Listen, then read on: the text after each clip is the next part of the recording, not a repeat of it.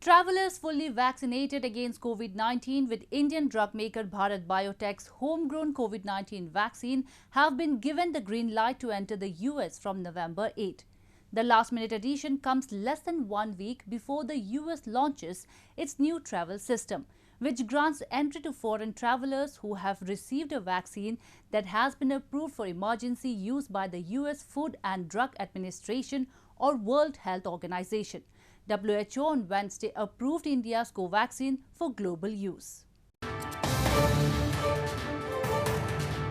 The United States has given a green light to travelers vaccinated with Indian drug maker Bharat Biotech's homegrown COVID-19 vaccine to enter the country.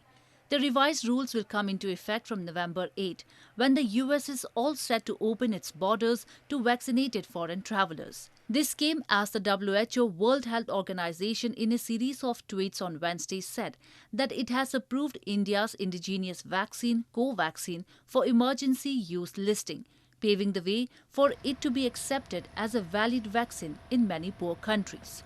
US Centers for Disease Control (CDC) on Wednesday acknowledged the WHO's granting of emergency use listing to Covaxin.